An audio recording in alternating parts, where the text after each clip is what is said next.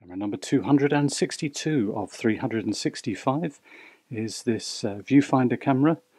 It's called Iloca. I believe it's the first in the series of Iloca cameras. Perhaps they're regarded as very basic cameras, but nonetheless they're very competent in their ability to take photographs. So the lens is, I'm not quite sure how you pronounce that, JLITAR. It's a 3.8 45mm lens, and we have a focus ring on the outside, which has a piece of metal and a little stop there that allows you to doesn't go any further. And then around the outside we have our shutter, which is a Pronto S shutter. Shutter speeds go from 1/300th of a second down to bulb. The shutter speeds on this one probably are okay up until about a 25th of a second, but below that they become very unreliable. And then we have a flash synchronization port and option to fit a cable release. And then on the outside, or inside rather, we have our aperture, which go from what was it, 3.5 up to 16. So according to some resources I've looked at, this is one of the early versions of this camera.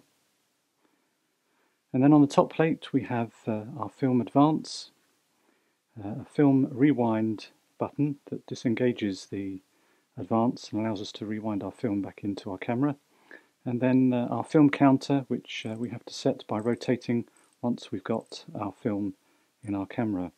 And that does seem to be a bit of a sticking point, putting film in the camera.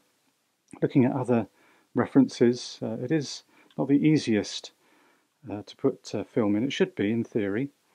What we have to do is first of all slide the little slidey button so that we can then take the base plate off our camera.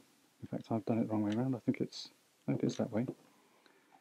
And there are two lugs on the camera, and then they have to be lined up. And then you can see that we have to take the reel out.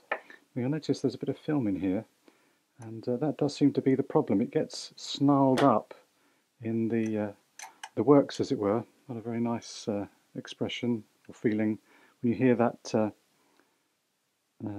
film grating noise as it's being advanced, and that's what's actually happening. So you have to be really careful. I've noticed I had to practice 3 or 4 times where you put your film canister on this side, and we have to obviously put a little bit of film across and lock it into place there, and then we have to put both film and canister and the advance in there, and that seems to be the problem. I can't always get it in there for some reason.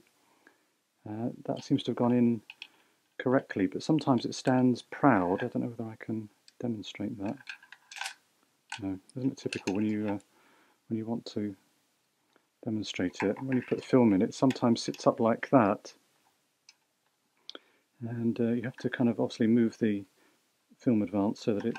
There we go. That's the sort of thing that happens, and then it's not until you. There you go, and that's what you're supposed to do. And it seems to be this problem here. The film canister doesn't always go in, and so when you advance the film, it either comes off the spool here, or if it does go, it gets snarled up around here, and then that causes problems later on. So that is a note to user. You have to be really careful. I did go through a few films, ripped them like this, and eventually it did work, but not a very nice experience, I must say. But it seems others have had the same experience. To put the base plate back on, just simply put the 2 little lugs there, and then lock it, and then that's it. Quite a bright viewfinder, given that it's quite a small area there. That's it really. So that's the Iloca 1 if you like, and that has been camera number 262 of 365.